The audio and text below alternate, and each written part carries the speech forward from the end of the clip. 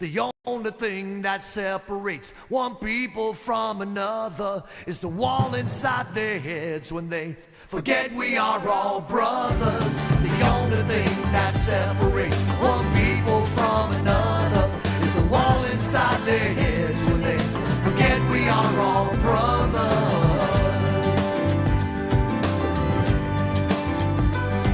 One day I traveled to Berlin where the wall was.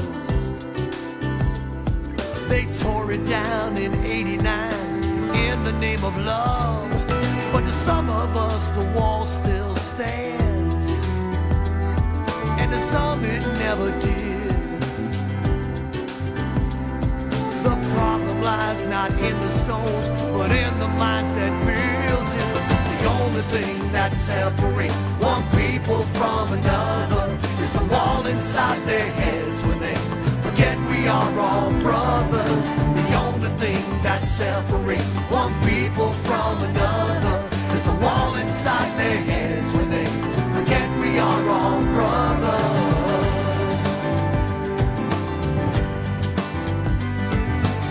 Everyone around the world all feel the same emotions. The children know what Lenin said, that all we need is love. We've glorified the intellect and sacrificed the heart. Let's blow the walls to kingdom come. We all can do our part, yeah.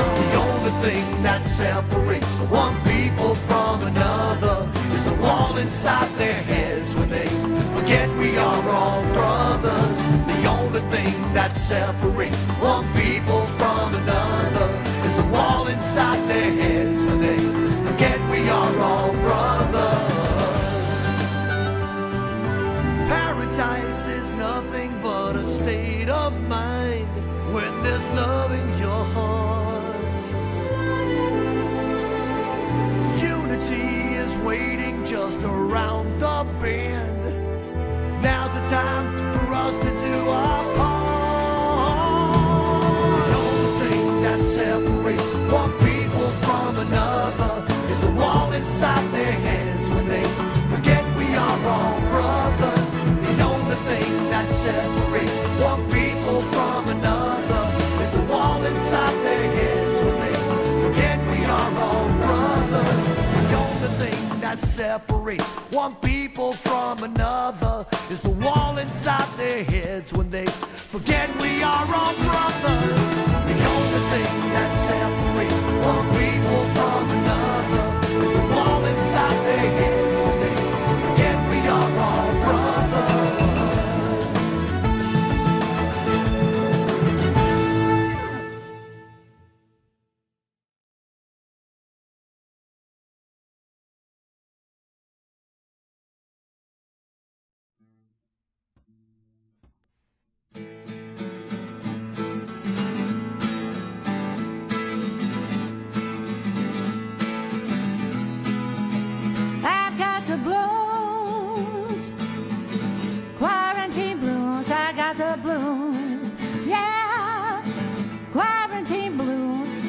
I wish this virus would go away. I'm in a real-life version of Groundhog Day. I got the blues, quarantine blues. On tour in Chicago, that March day on top of the world. Things were going my way. Started hearing about a virus, a tragic ordeal. When I got back to Nashville, it was getting real. All my shows canceled left and right. Things were gonna get worse when I was leaving inside. I got the blues, quarantine blues. I got the blues, yeah, quarantine blues. I wish that virus would go away. I'm in a real-life version of Groundhog Day. I got the blues, quarantine blues. They started closing up shops, closed the schools, closed down the churches and the honky-tonks too, closed the restaurants, closed the parks, rolling up the sidewalks after dark. The biggest thrills at the grocery store, fighting over toilet paper, and then I said, Ma, I got the blues,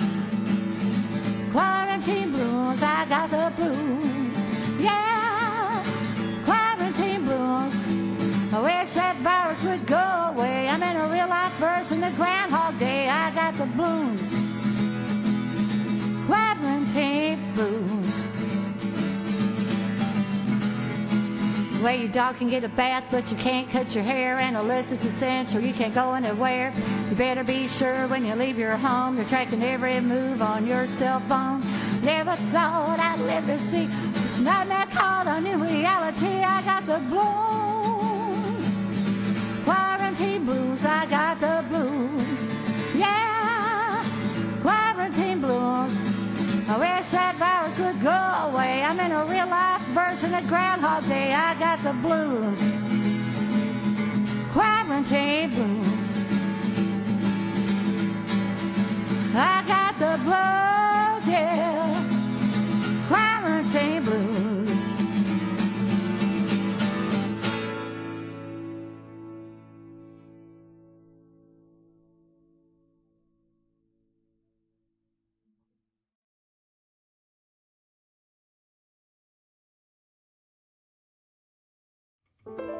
Woe to me, I'm undone. Unclean lips and a warrior tongue. When I'm with you, silence best becomes me. But love and flames and I'm constrained to speak. If my eyes could see the fire that consumes me, to embrace this love and what it does to me, I need to know the unapproachable. I need to hide in arms unconditional.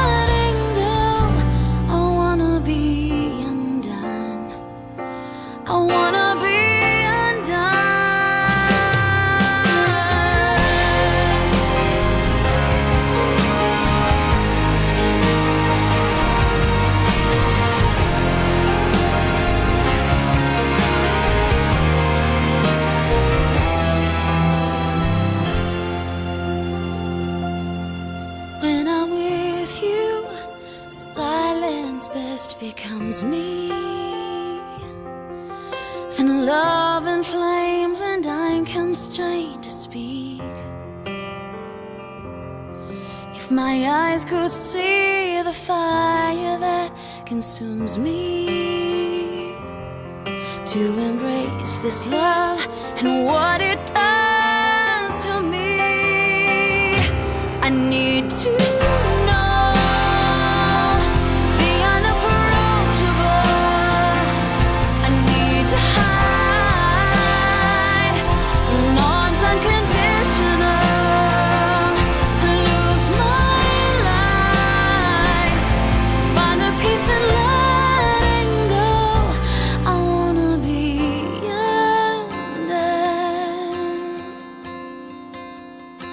wanna be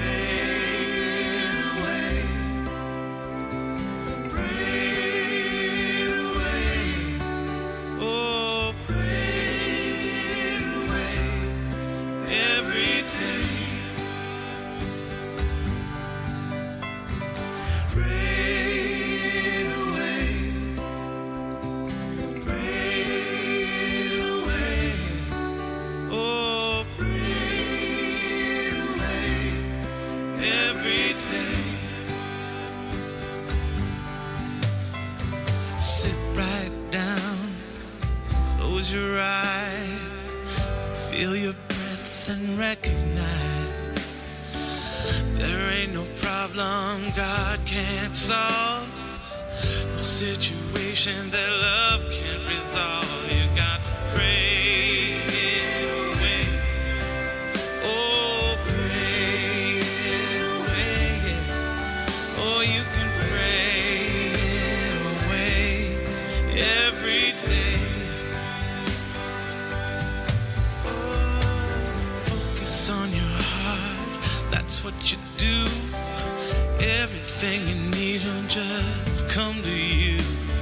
Troubles and confusion will fade away when you take the time to meditate. Oh, pray it away. Oh, pray it away. Oh, you got to pray it away every day. Oh, yeah. Pray it away. Pray it away. Oh, you got to pray it away every day. Sit right down, close your eyes, feel your breath and recognize there ain't no problem God can't solve, no situation that love can't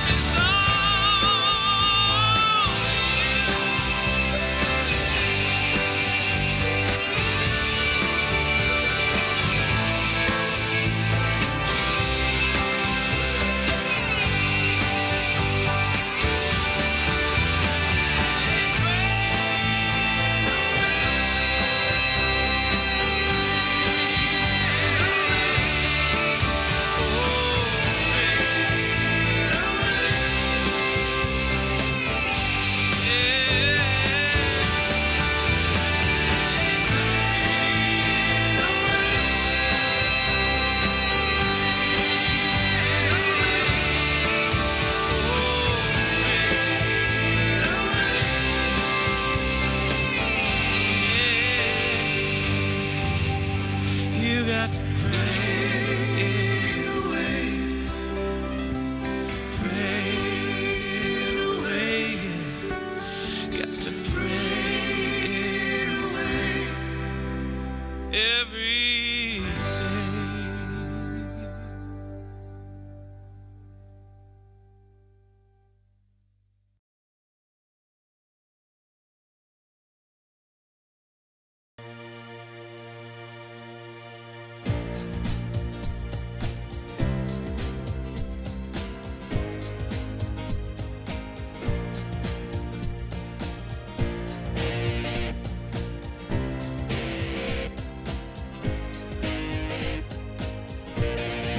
I'm in the right place at the right time.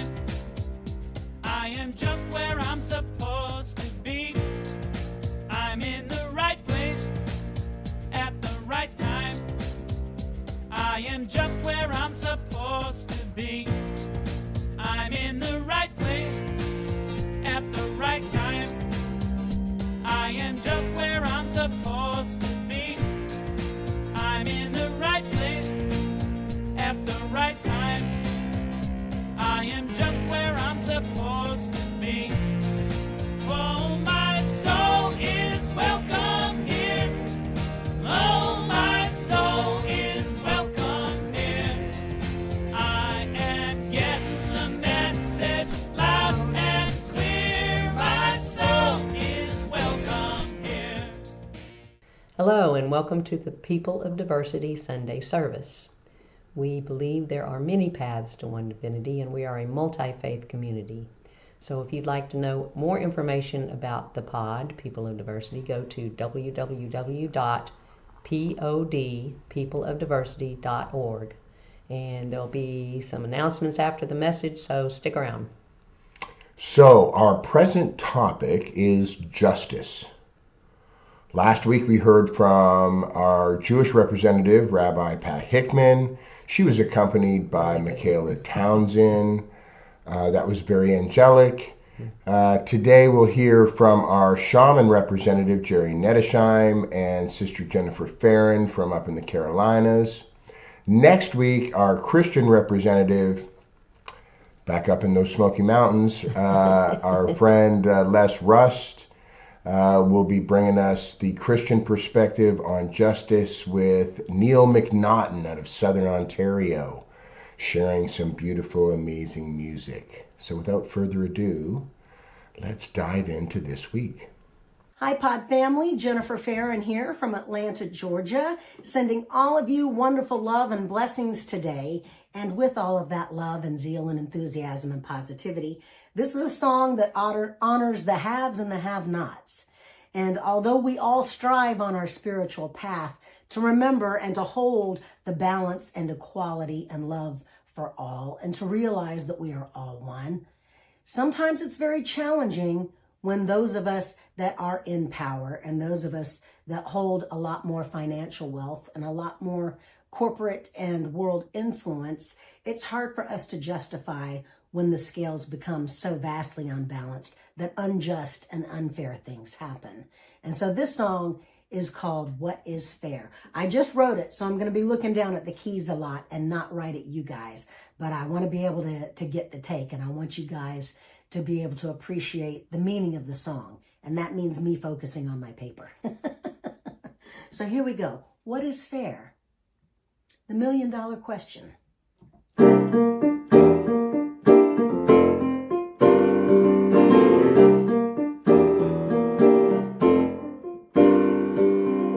Some people want a piece of pie, but they'll never get some. Some people have hopes and dreams, hoping just to land even one. Who is it that calls the shots? Why exclude the have-nots? Everybody, everywhere, please explain to me what is fair. What is fair?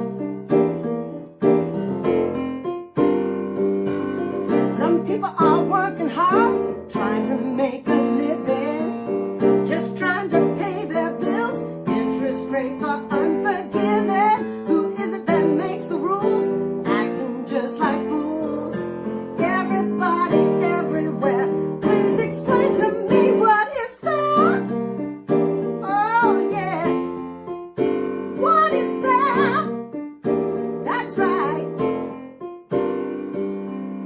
There's certain people on earth controlling all the worth, trying to keep people down. It's time to turn it around.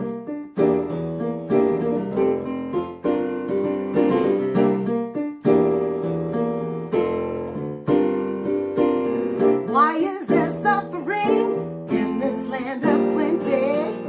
Why do a chosen few try to undercut so many? What is it that in their hearts, do they even have one? Everybody, everywhere, please explain to me what is fair.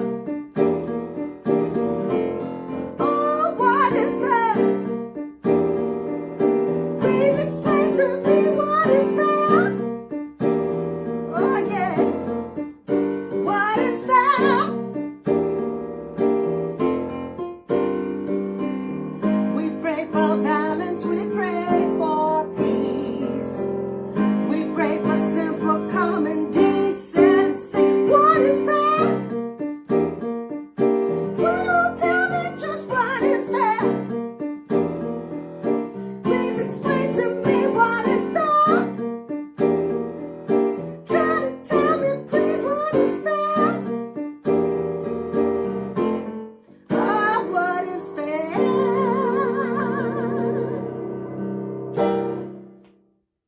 We don't know what's fair, but we sure are praying for it, aren't we? I love you guys. I send you the very best. Mwah. Hi again, everybody. The first song was a little bit of a protest song, and so now we're going to simmer down and lighten it up a little bit, right? We're going to balance it out. And it's really important for all of us to remember, especially if we feel blessed and if we really are conscious of our blessings and can live in that state of gratitude, to be able to put that out into the world and to be a blessing. We are blessed so that we can be a blessing. There's an actor, Sterling K. Brown, who was part of the series This Is Us. He was one of the triplets. And he's just a really cool guy. I heard him interviewed a while back.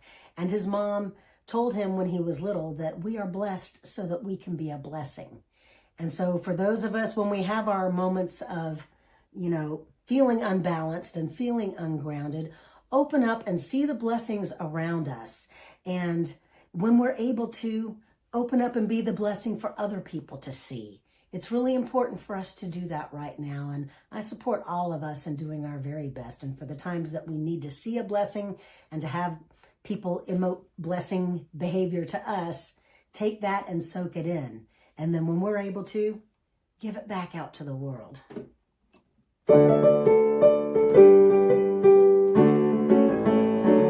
We are blessed so we can be a blessing. We're a gift so we can give. We are wise, learning all those lessons. And we can be a blessing because we are blessed.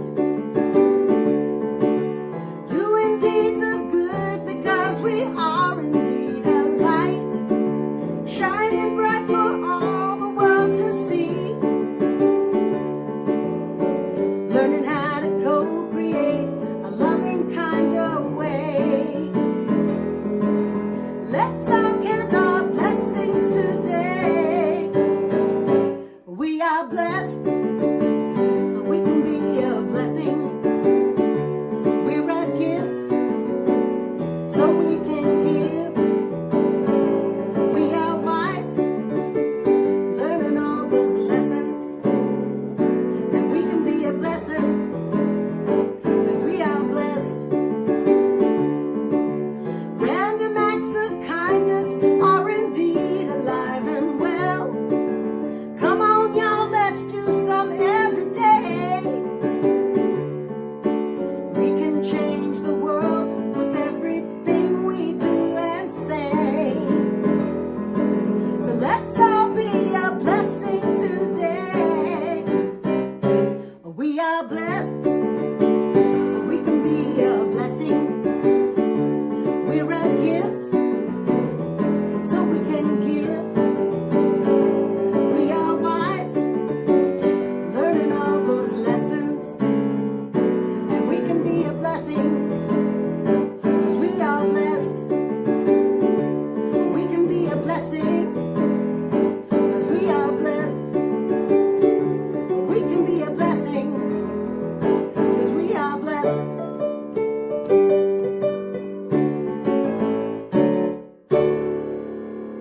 Ta-ta for now, everybody. Love you guys. Hi, everyone. Thank you for joining me today. There's a subject that we're going to talk about that's very near and dear to my heart, and that is justice, and specifically from a shamanic point of view. So, yeah, welcome. I came across a saying on my daily calendar recently that I have not been able to stop thinking about. And it said this, it said, failure is an event, not a person. And it was one of those moments when the words just kind of landed right here on my heart. They jumped off the page right into my heart. And you see, we live in a culture that often mistakes accountability and the doing for our identity. When things go wrong, we do this. As humans, we tend to take ownership of who we are as failures, and we most definitely see justice through that lens. We see it as a desire for retribution when we feel wronged. But what if we could shift that narrative from one of punishment to one of restoration? What if we could see justice as something that mends and heals, not as something that divides? Now, my mother, in all her wisdom, used to say to me, "You're really not sorry. You're just sorry that you got caught." Now, I'm sure that she didn't mean any harm by that. But as a child, that always stung. And now I can see that a lot of times in her world and in the world of a lot of other people, that's how we understand justice. Through shame and through utilizing shame as a way to correct behavior. But as I've gotten older, I've come to understand that accountability and shame, they are not the same thing. No. And more importantly, you and I, we are never just what we do. Okay? And we can take responsibility for our actions without losing our inherent ability to be good people, capable of making a positive difference. Now, today what I want to share with you is a different view of justice, okay? This is a shamanic view that holds justice as a process of restoration and not retribution. And this view is actually rooted in balance and in harmony and in understanding. So today, this talk that I'm sharing with you is going to be about that, and we'll also explore how we can use the wisdom of the 4 Agreements by Don Miguel Ruiz to guide us in discerning the intentions behind actions and how we can restore balance when the flow is disrupted. And I want to let you know that this is a subject that I've been drawn to because at various times in my life, I know that I've been quick to react when I've felt wronged. And it's easy to want quick, swift, and immediate retribution. However, as I've grown spiritually, and specifically as I've trained in the Peruvian shamanic lineage and learned about the Kero view on things, I've realized how much more powerful it is to approach justice through healing and through understanding rather than seeking vengeance. Now, we all encounter moments when we feel unjustly treated or we act out of our own hurt. But what if we stopped seeing these events as a final definitive chapter of defining who we are or what our situations are or what other people are, and instead started seeing them as opportunities for a fresh start, a chance for healing? So we're going to talk about how the Toltec and Kero shamans approach justice. Their approach is not focused on punishment. It's focused on healing, on restoring balance and harmony. Okay. Now, I had mentioned Don Miguel Ruiz and the book that he wrote called The 4 Agreements. And this Toltec teacher bridges the gap between the two shamanic traditions of Toltec and Kero. And their insights can guide us through this process of restoration. And we can also see that we can align ourselves with the Kero teachings of balance, of right relationship, and spiritual integrity. And it's through this lens, through these principles, that I'd like us to begin to examine our own role in justice and how we can transform conflict into an opportunity for healing and for growth. So before we dive a little deeper into these teachings, I'd like to briefly discuss the similarities between the Toltec and the Karo lineages and these branches of shamanism for context. There's the similarities between the two in that there's a spiritual cosmology and connection to nature. Both traditions view the earth and the cosmos as interconnected, with deep reverence for nature as a spiritual force. The Karo honor Pachamama, Mother Earth, while the Toltec see nature as a reflection of spiritual truths. And sometimes we see that as well when we hear the statements of as above, so below in different spiritual traditions.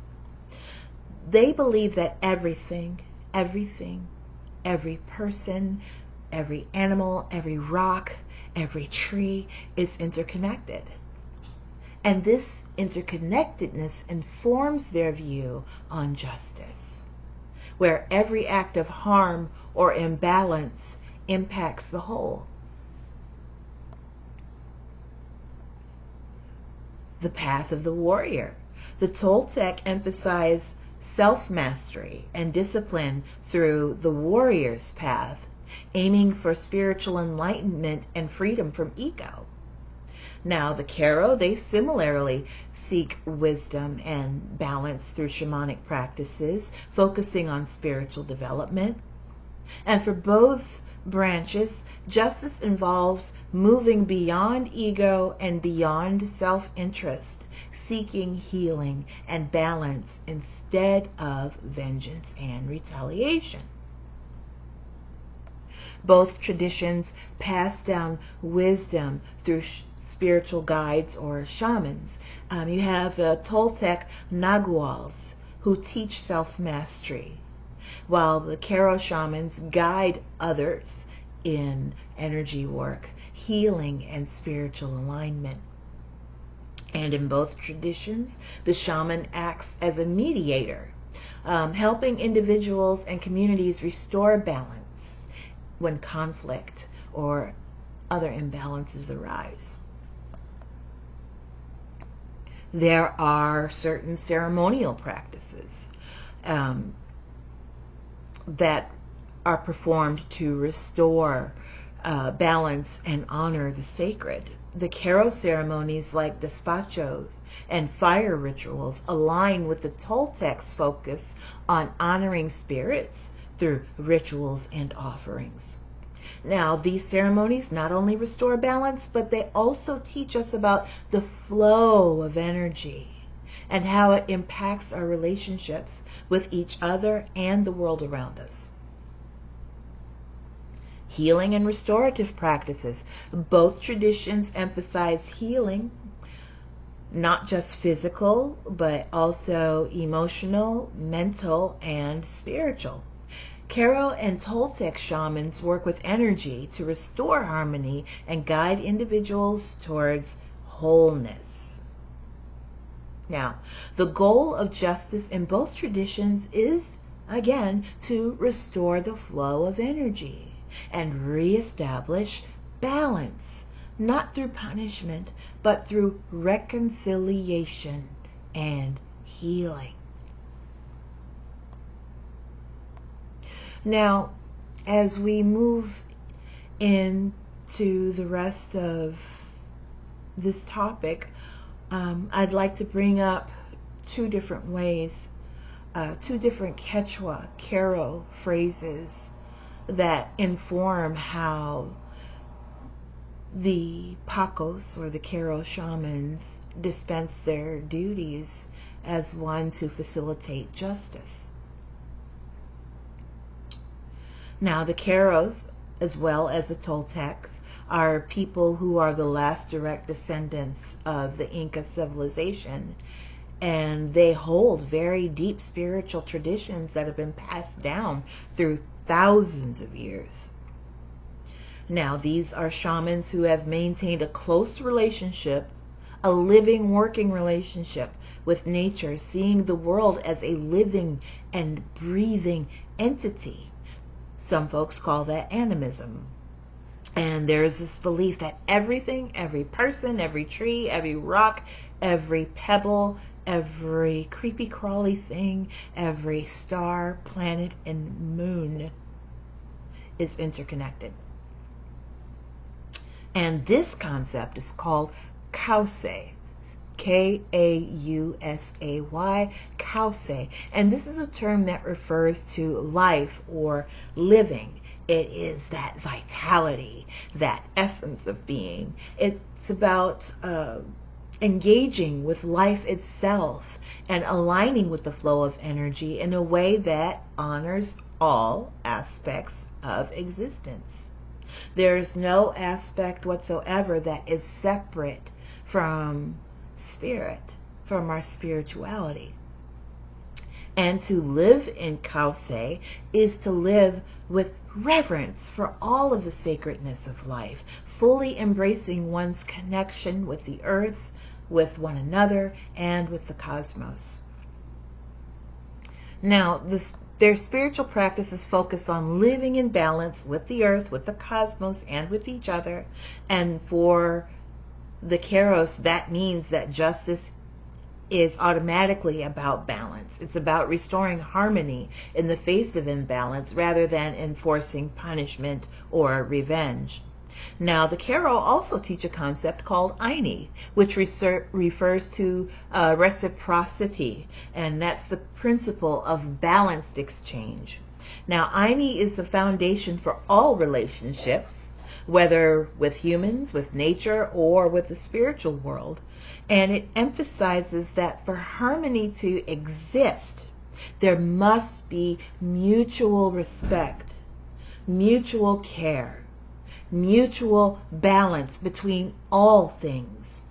And it's in this way that Aini speaks to the importance of being in right relationship, where each person and being gives and receives in harmony, and imbalance is corrected through healing and reconciliation.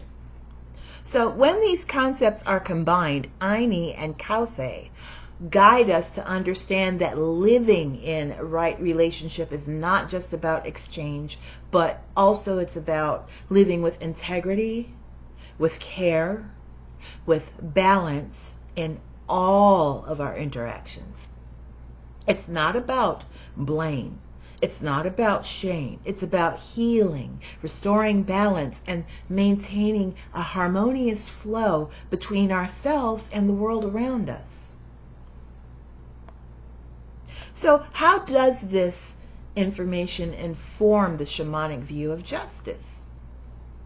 Well, in the shamanic view of justice, these two principles that we just discussed, Aini and Kausay, are crucial. They are critical. Justice is not seen as a legal or punitive process, but as a restorative one. It's a restorative practice, one focused on returning to balance. Okay. In this way, Aini provides a framework for how justice is practiced.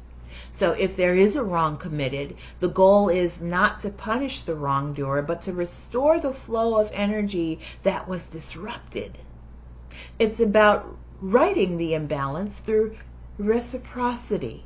The injured party may offer forgiveness, and the wrongdoer may offer healing in the form of making reparations, depending upon the situation. And this process restores harmony, making the community as a whole stronger rather than fractured.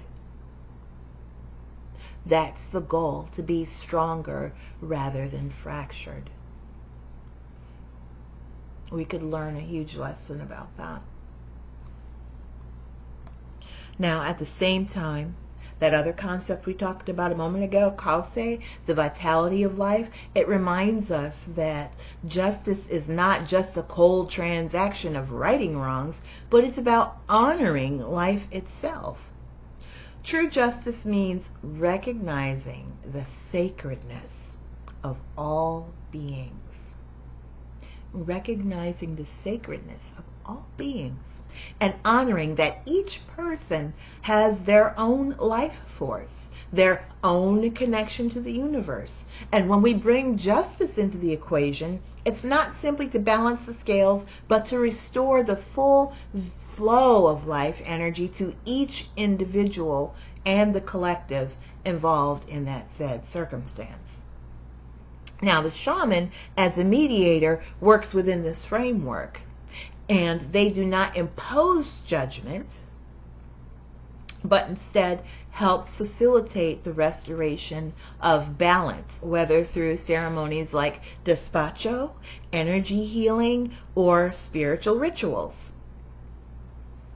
These ceremonies offer a way to restore Aini, ensuring that there's an energetic flow that benefits all the parties involved.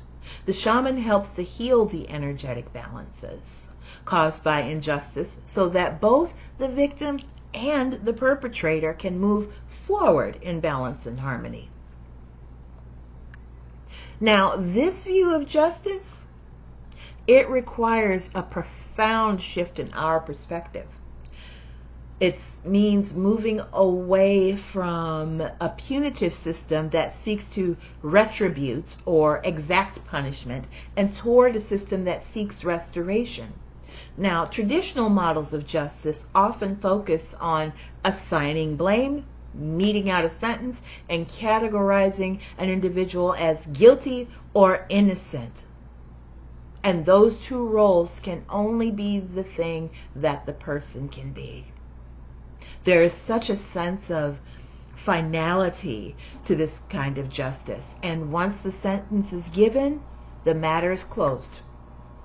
But Aini and Kause teach us that justice is not about reaching an endpoint.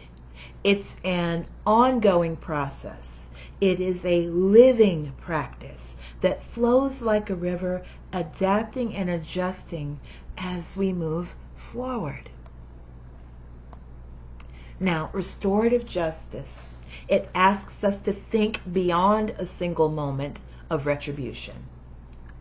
And instead, it focuses on the restoration of balance over time, recognizing that true healing takes time and care. It emphasizes healing the wounds caused by the harm, whether to individuals, whether to relationships or communities, and it focuses on working together to restore harmony, rather than simply isolating the wrongdoer or focusing on punishment. It calls for a continual commitment, a continuous commitment to return to balance. And it acknowledges that this is a dynamic process that can involve change, adaptation, and continued reflection. It's not a one and done process. However, as we embrace this shift from punishment to restoration, we also need to recognize another thing that's very important. Not everything that is harmed can be fully restored or recovered. Some wounds can be so deep that while healing is possible, the original condition can never return. Whether it's a loss of trust or a breakdown of relationship, or harm done to the earth, or a loss of life. The process of restoration doesn't necessarily erase the pain or bring everything back to the way it was before the harm, the trespass occurred. In Aini and Kause, we also understand that justice is not about returning to an idealized pre-harm state, but rather about finding a way to move forward in integrity and in understanding and a commitment to balance.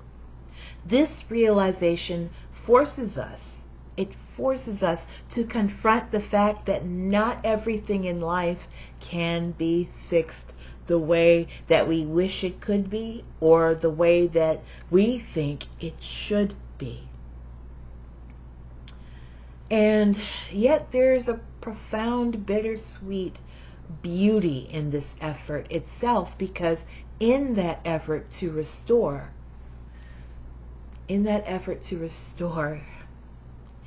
there is growth and there is transformation. Now, what that means is that we must hold space for the understanding that not all harm is repairable. And this requires of us a level of humility and acceptance. We must acknowledge that there are certain losses or wounds that cannot be undone. But that doesn't mean that the journey towards justice and healing should stop. In fact, this is where the true power lies in restorative justice. It's about moving forward with a heart that's been cracked open or broken open, but yet it's still open to learning. It's an openness and a willingness to see what comes next, to be curious about what beauty can be cultivated from the rubble. And it does require, again, a commitment to creating balance even in that face of irreparable loss. Now, as I said earlier, the role of the shaman in Carol culture is one of that of a spiritual mediator. Shamans work to restore harmony between the physical and the spiritual realms, and between people when conflict arises. They do not see themselves as judges, rather they are healers who facilitate the restoration of balance. And in this way, a shaman is more like a bridge than a ruler or a judge. And so when there's disharmony in the community or between individuals, the shamans use their gifts to help heal the energies involved and clear blockages and restore peace.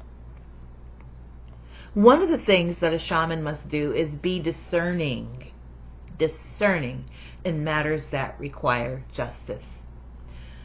So how can we learn to do the same, to show that same level of discernment? How can we learn to be less reactive when seeking justice? Well, this is where the tenets of the 4 agreements come in handy. Now, the wisdom within the 4 agreements offers us a very beautiful and tangible and practical way to discern the true intention behind a trespass or any form of conflict. Now, these teachings by Don Miguel Ruiz give us a roadmap for cultivating personal integrity and responsibility, which can then be applied to how we engage with justice. They guide us to look beyond our immediate emotional response and understand that the deeper currents of intention that guide action come into play. So, how does each agreement help us to understand what's really happening when we feel wronged or hurt? Let's take a closer look. First agreement: be impeccable with your word. This first agreement is probably one of the most powerful ones, because the shaman knows that, and most of us know, that our words have energy. They have the ability to set things into motion. They shape our world. They shape our relationships. and even our perception of ourselves. I could tell somebody that they have timeless beauty, or I could tell them that they have a face that could stop a clock. Now, one will get me an awe and possibly a hug, and the other one might get me a black eye. When you break the words down in context, though, they both mean the same, right? So, this is just a silly example of how our words have power. But being impeccable with our words requires us to pause and reflect on what's happening beneath the surface of the words. Are they speaking from a place of anger or hurt? Are their words a reflection of their own pain or their lack of understanding? What if we were able to respond rather than react? Now, when we speak with integrity, we break the cycle of harm. The Karo shamans understood this deeply, and they knew and know that words can either create harmony or disrupt the energetic flow. And by choosing words that align with truth, with love, with care, with respect, we contribute to the restoration of balance in our relationships and in our communities. The second agreement is this: don't take anything personally. Now, this agreement offers us a radical shift in our perspective. The Toltec and the Karo both believe that people's actions are often projections of their own struggles and fears. When someone lashes out, it's rarely about us. It's more about what they've got going on inside. Now, this agreement asks us to develop the emotional wisdom to take a step back and recognize that others' actions are a reflection of their internal world, not a direct commentary on our worth or value. It doesn't mean that we should ignore harmful actions and words. Rather, it means that we don't need to internalize that stuff, okay? We don't allow it to destabilize us. Now, when we practice not taking things seriously, or personally rather, we maintain our peace and we can approach situations with compassion rather than offense. Now, the third agreement is this: when we approach it that way, we don't have to make assumptions. Don't make assumptions, which is a practice that prevents a whole lot of unnecessary suffering. Now, our minds are designed to protect ourselves, and in order to protect ourselves, our brains recognize patterns, and they love. Our brains love to fill in the gaps of a story. Okay? Our minds are naturally inclined to fill in these gaps, creating stories about other people's intentions and behaviors. Now, these assumptions often lead to misunderstandings, further conflict, and even resentment. Now, the Karo have a saying: look deeply before you judge. So instead of assuming, let's take some time to ask questions. Practice active and open listening, okay? And engage in meaningful conversation. By not assuming, we create space for clarity, okay? And this also creates space for understanding, and it restores balance in our relationships and helps us avoid conflict born out of miscommunication. And finally, the fourth agreement is always do your best. The Karo place great emphasis on us doing our best. Now, this is not a nod to perfectionism, not in a way that bows down to perfection, because there's going to be times when our actions vary based on whether we're hungry, angry, lonely, tired, what time of day it is, the status of our health. but it's always about doing your best, okay? And doing our best means showing up with integrity, being honest with ourselves about our limits, and putting our whole heart into what it is that we're doing. Because there's peace in knowing that you've given something your all, even when things did not turn out the way that you thought they would. Now, when we approach justice this way, by doing our best to heal and restore harmony, we free ourselves from guilt, shoulda, woulda, couldas, any regrets, and we can open ourselves up for the natural flow of forgiveness and healing. All we have to do is be willing. So stopping to pause and reflect on these 4 agreements can help us, really help us in situations to not be so hasty with ourselves and with others when trespasses occur. It gives us time to step back and pause versus react. We can respond instead of react. So today we've explored the Carroll perspective on justice and examined it as a process of healing, of balance, and of collective responsibility.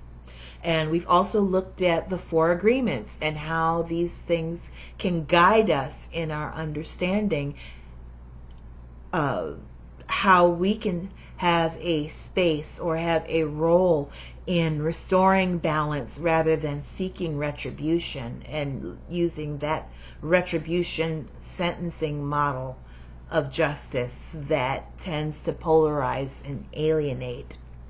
It's about healing. Okay? Now, justice in its truest form isn't about punishment. It's about healing the wounds that disrupt harmony with ourselves, with others, and the earth and the cosmos itself. It would do us well to remember that failure is an event, not a person. Each one of us makes mistakes. Okay? But we'd also do well to remember that those mistakes don't define us. What defines us is how we respond, how we bring integrity, how we bring balance to our relationships with ourselves, with this earth, and with the cosmos. We have the power, okay, to restore balance. We have power to heal. Okay? We have the power to move forward in right relationship and the flow of life. True justice does not come from external punishment. It comes from within. Okay?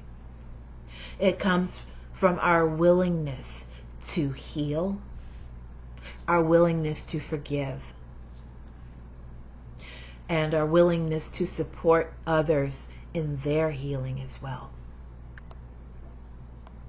So, as I leave you today, I want to invite you to carry these principles with you. Apply them in your life. Whether it's in a small moment, or whether it's in the context of a larger conflict, take a deep breath and ask, what can I do to restore balance? What part of this can I heal? Now, as we each take these steps, we begin to dream a new world into being. We get to create a world where justice is a force of restoration, a force of love, and a force of healing for everyone. As Brian Stevenson stated in his book, Just Mercy, each one of us is more than the worst thing that we have ever done. Aho.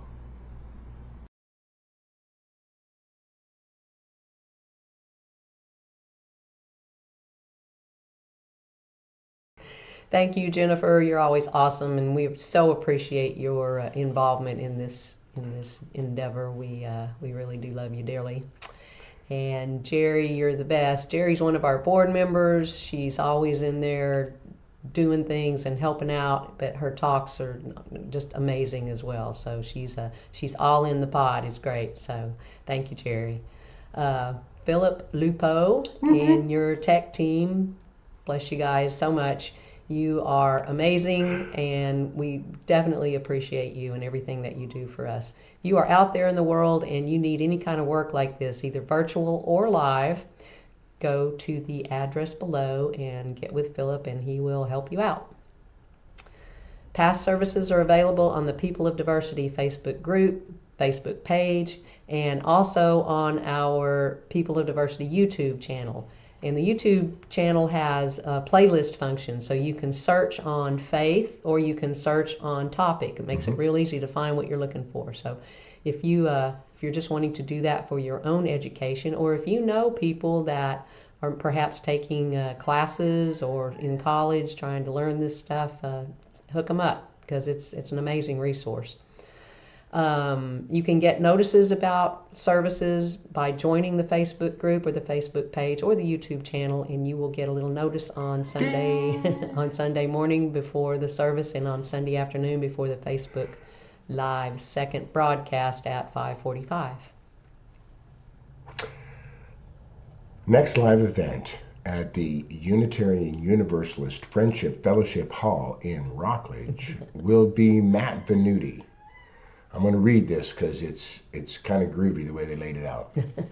So Matt Venuti will present Americosmos, an immersive live music and visual voyage through the heart of nature, the depth of sound, and the vastness of space. This will be an amazing experience. $30 suggested donation, and no one will be turned away. I don't know if you've seen them yet, but there's some very cool clips and reels that are out there highlighting Matt's work and having some testimonials.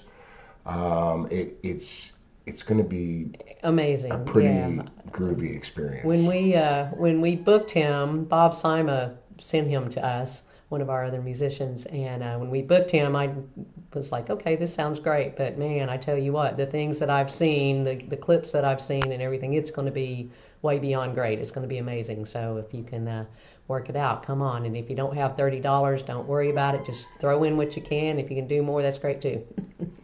So, from a totally different direction, right? On April 7th, our dear friend John Stringer and family will be in town, and he is going to bring to us New Human, New Earth workshop, featuring music, collective healing, and deep connection. $20 suggested love offering for that one, and if you know John, you know it's going to be amazing because he's just such a really, really super connected dude, and it's going to be good to be able to hang out with the Stringer clan. We are now blessing states. We did the entire planet,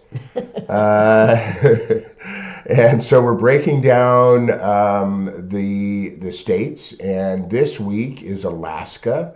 Alaska is the 49th state. It's the largest state. It is filled with beauty, wonder, amazing special growing periods, just an amazing ecosystem of wonder and grace.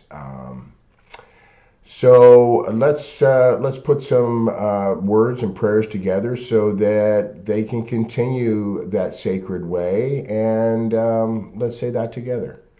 May peace prevail in Alaska. May peace prevail on earth. May peace prevail in me. Thank you. Next week, reminder, we are going to continue justice with our Christian representative, my dear friend, Dr. Leslie Rust, Reverend Dr. Leslie Rust from Knoxville. And his musical guest will be Neil McNaughton from Canada. That's going to be a fun. That's going to be a fun team. Yeah. Neil's kind of jazzed about doing this one. Yeah, good. He talked about it weeks ago that he was all excited. He's got something for this, so Okay, it should cool. be fun. Yeah. If you would like to help support the pod, go to www.peopleofdiversity.org, and you can push that donate button in the middle, and every single bit that you put in helps immensely. And even better, if you would like to set up a recurring tithe, and I'm going to throw a little something out there, a little hint of something that we have in the works. Hint. We are going to start a special, what's the word I'm looking for? Program is a good word for it, for people that do set up a recurring tithe. You'll be able to get discounts on certain things and special access to interviews with our speakers, those kinds of things. We're still working on what that's going to look like. So if you want to set up that recurring tithe, even if you do it now, you'll still be put in. So that's going to be coming out soon. Let's close our eyes for a moment and think about all the things in our lives, in the world, the people, the places, the situations, and put them in the center of our healing circle. We're going to join our energy together and listen to this last amazing song and bless them, see them in love and light. And thank you for being here with us, and we'll see you next time. Have a great week. One power, one power, one power, one power, one power, one power. There's one power invisible, and you see it everywhere and every day. One power indescribable, and you speak of it with every word you say. Mysterious until you know the truth, as simple as the love inside of you. Call it God, call it Spirit, call it Jesus, call it Lord, call it Buddha, Baha'u'llah, angels' wings or heaven's door. But whatever name you give it, it's all one power, can't you see? It's the power of the love.